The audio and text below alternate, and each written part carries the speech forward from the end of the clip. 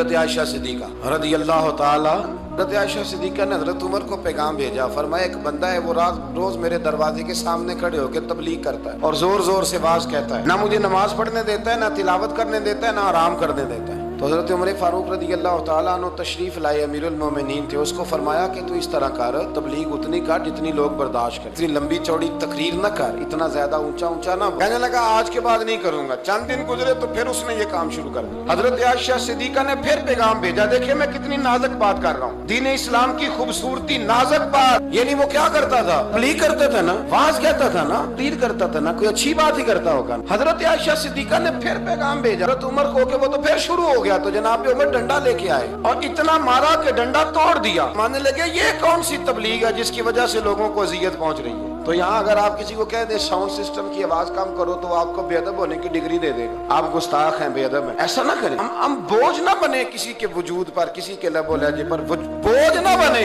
تو حضرت عمر فاروق رضی اللہ تعالیٰ عنہ نے مارا، اتنا مارا کہ اسے تکلیف ہوئی۔ میں تو بوجھ بنتا ہے لوگوں پہ، اپنے شر سے لوگوں کو بچائیں، ہماری وجہ سے لوگوں کو تکلیف پہنچنے لگ، ہمارے مزاجوں میں سختی آ گئی، ہماری طبیعتوں میں گھٹن پیدا ہو رہی۔ مطلب فٹافٹ ایک بندہ آتا ہے، وہ کہتا ہے جی میں اہم ہوں، پہلے میری سن لی۔ اب کیسی بات کر رہے ہیں؟ یہ آپ نے غلط طریقہ اختیار کیا ہے۔ اور ہمارے ہاں نا کچھ لوگ ایسے ہوتے ہیں کہ دونوں طرح سے معاملہ گڑبڑ ہے۔ اگر آپ نے امیر کی سن لی پہلے تو غریب ناراض ہے، اور اگر غریب کی پہلے سن لی تو کہتے ہیں یہ کارکن تھا نا، ہم کبھی کبھی آتے ہیں نا۔ دونوں طرف معاملہ گڑبڑ ہے۔ حضرت عمر فاروق رضی اللہ تعالیٰ عنہ کھڑے تھے، حضرت سعد بن ابی وقاص کے ساتھ نا کوئی بات چیت کر رہے تھے حضرت عمر فاروق، حضرت سعد، اور جنگی معاملات میں بات کر رہے تھے۔ تو ایک دیہاتی آ گیا بدو، اس نے آ کے فٹافٹ کہا حضور وہ فلانی بات کرنی تھی، تو فرمایا ذرا ٹھہر جا بات کر رہا ہوں۔ اس نے پھر کہا بڑی اہم بات ہو رہی ہے، بڑی ضروری بات، پھر مداخلت کی حضور وہ میری سن لے۔ تو جناب عمر نے درہ مارا، مان لگا تجھے سمجھ نہیں آتی بات کر رہا، ابھی درہ مارا ہی تھا کہ حضرت عمر پریشان ہو گئے۔ حضرت سعد بن ابی وقاص کہتے ہیں میں نے ان کے کانوں کے نیچے پسینہ دیکھا اور ان کے ہونٹوں کو کانپتے دیکھا،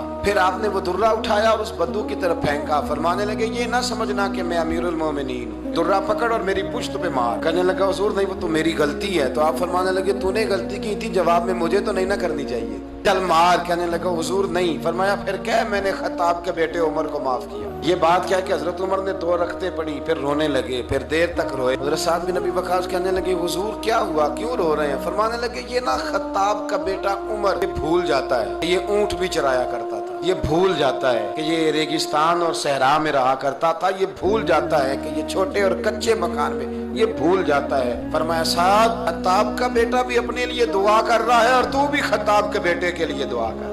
وہ لوگ اپنے آپ سے بچاتے تھے کسی کو ہماری وجہ سے کوئی تکلیف نہ پہنچے، لیکن ہمارا مزاج، ہماری طبیعت، ہمارا لب و لہجہ، ہمارا انداز اتنا سخت ہوتا جا رہا ہے، اس قدر زیادہ ہماری طبیعتوں کے اندر چیزیں پیدا ہوتی جا رہی ہیں۔ ہمیں یہ سمجھنا چاہیے کسی شخص کو ہماری وجہ سے کوئی تکلیف نہ ہو، کوئی اذیت نہ پہنچے۔ رسول کریم صلی اللہ تعالی علیہ وسلم اس بات کا خیال فرماتے۔ اللہ کے حبیب کے پیر پہ نا ایک صحابی نے پیر رکھ دیا، ایک شخص نے پیر رکھ دیا، بڑے موٹے تازے تھے، اب وہ پیر چھوڑ ہی نہیں رہے، موٹے تازے آدمی تھے۔ تو رسول کریم نے نا ان کے پیٹ میں چھڑی چبوئی، میں میرا پیر تو چھوڑ دے یار۔ اس نے پیر چھوڑا تو بڑے پریشان ہو گئے، فرماتے ہیں میں ساری رات روتا، یہ مجھ سے کیا ہو گیا، میں نے پیر دبا دیا۔ کہتے صبح حضور نے مجھے بلایا، جب میں حاضر ہوا تو نبی کریم علیہ السلام کی خدمت میں تو میں ڈر رہا تھا کہ کہیں میری مذمت میں کوئی آیت تو نہیں آ گئی، کہیں اللہ ناراض تو نہیں ہو گیا، میں نے نبی پاک کا پیر دبا دیا۔ رب تو محبوب کی ذرا غیر ارادی بے ادبی بھی گوارا نہیں کرتا۔ کہتے میں ڈر رہا تھا، پریشان تھا، لیکن جب دروازہ رسول پہ آیا نا تو اللہ کے حبیب نے میرے پیر دبانے کی بات ہی نہ چھیڑی۔ حضور فرمانے لگے یار وہ تیرے پیٹ میں نے چھڑی چبو دی تھی، تجھے تکلیف ہوئی ہوگی، اللہ کی رضا کے لیے معاف نہیں کر دیتا؟ ماتے میں چھم چھم رونے لگا، اتنے لوگ کھڑے تھے وہ بھی روئے، رسول اللہ صلی اللہ علیہ وسلم وہ تو میں نے پیر دبایا تو آپ نے چھڑی چبوئی۔ حضور فرمانے لگے تو نے تو دیکھا نہیں، میں تو دیکھ رہا تھا نا، مجھے یہ کام نہیں کرنا چاہیے تھا، چل تو کہہ میں نے معاف کیا۔ تو اتنا روئے کہ زمین پہ بیٹھ گئے،